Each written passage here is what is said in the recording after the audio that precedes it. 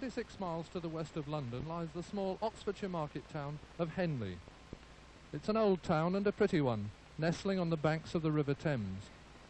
For 360 days a year, little disturbs its tranquility, but 4 days a year since 1839, it has opened its doors to the world for the famous Henley Royal Regatta. A dead straight course, 1 mile, 550 yards long, is marked along the Thames just wide enough for 2 crews. Up go the grandstands and the boathouses. Out come the strawberries and champagne, and along come the people, thousands of them. Old oarsmen and pretty girls, long-haired crews and starchy debutantes. It's the classic English sports event, where the spectators come more to be seen than to watch. But the great oarsmen come as well, from America and Russia, Poland and Holland, and from rowing clubs all along the River Thames.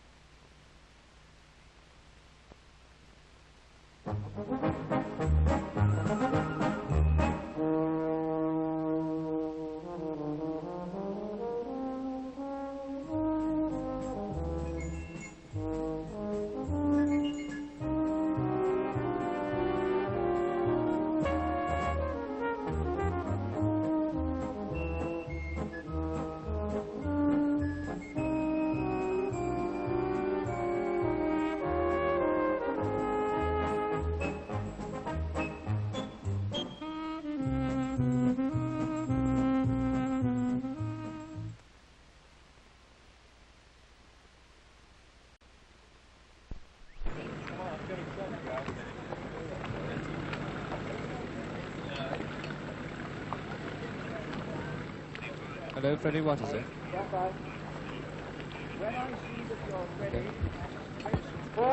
And now the crews are at the start for the Thames Challenge Cup, Open 8's event, established in 1868, basically for crews who don't really consider themselves quite up to the standard of the Grand. And this year in the final, we have Kingston Rowing Club on the far side, and here on the near side, Harvard University from the United States, going away now, biting in deep to get a good start. An all-freshman crew from Harvard trying for their 6th win in 15 years. And to do so, they have to overcome Kingston in this repeat of last year's final. Jack Kelly, do you know this Harvard crew? Well, I know they're an outstanding freshman crew. Of course, they're all about 19 years of age for the most part. Most of them, probably about half of them, I imagine, have rowed in prep schools before this year. But they're really a rather inexperienced crew. But the previous victories in this event, as you mentioned, won by Harvard, were not won by a Harvard freshman crew, but rather by their 150-pound crew. When I say 150, they have to average less than 155 and have no man over 160. And they're always trained down to that point, so the average might be off-season a great deal more. But this is the first time in my memory in a while that Harvard has sent their freshman crew for this particular race. But they are a very fine freshman crew, and I think are very well suited for this particular event. Jack, I noticed 4 of the crew, in fact, have never rowed before this year. And apparently they're iced up until March, and that's when they start their training. So it's quite remarkable to reach a Henley final in your first year of rowing. I would not say they start in March. They usually start the day school opens and row all fall till the ice comes. And then they row in tanks and do weight training and a lot of gymnasium work until the ice goes away, and then they're out on the river again. Looks like they have a pretty good lead right off the bat, this Harvard crew. Yes, they've got clear water, Jack. It's just over a length.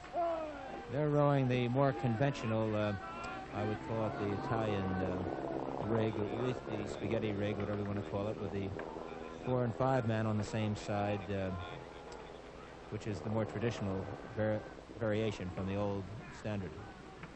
These 2 crews have both had a fairly hefty week. They've both already rowed once today. Thames Kingston beat Thames Tradesmen's 8 this morning, and Harvard beat London Rowing Club this morning. Earlier in the week they also defeated St Thomas's Hospital and Quintin, and Kingston earlier in the week beat Midland Bank and Poplar. So it's a fourth race for them both. This event usually attracts a very large field. In fact, I can remember one year when I rode here at Henley that about 68s in it. I'm not sure how many they had in this year, but traditionally it does attract a great number of crews. I can remember a beautiful thing that occurred here back in 1964 when the 1914 Harvard crew, which won the Grand Challenge that year, had a reunion, and I think they brought all their relatives and about 75 in the group altogether, and they were intact. Every man over 70 got in a boat and rowed down the course before the Grand Challenge that day, and it was a thrill to see that rowing does not seem to handicap one's longevity at all. That, in fact, was the 8 that had won in 1914.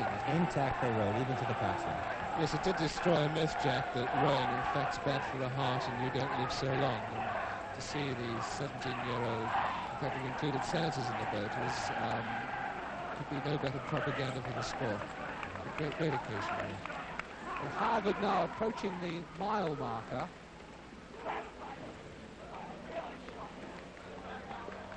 These are very fit young men and have been training very hard all this year, except for being off the water for a couple of months in the winter. But they certainly have a very fine rowing program at Harvard, and these are really some fine young athletes that I'm sure will give Harvard some added strength next year in their varsity crews.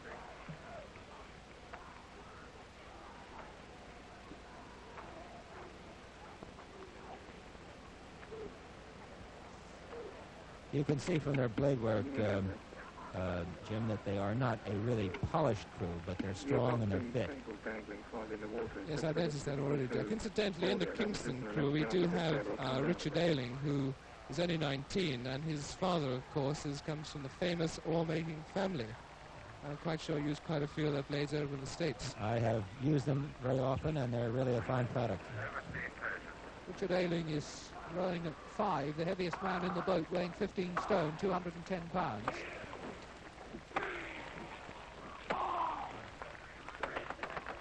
You see how the coxswain in America traditionally slams the side of his boat there with his little knockers he has on his steering apparatus, and tries to wake up the crew, inspire them, and keep them in rhythm and timing. And do you reckon he'll lose something on steering doing that, Jack?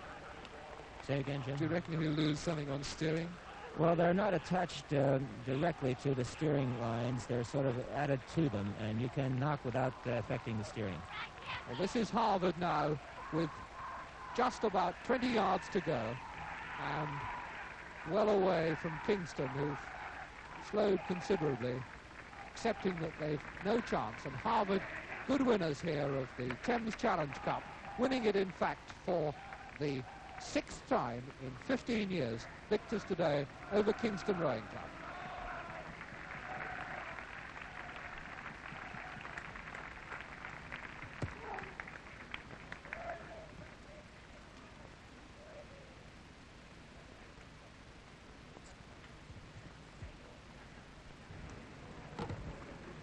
Please.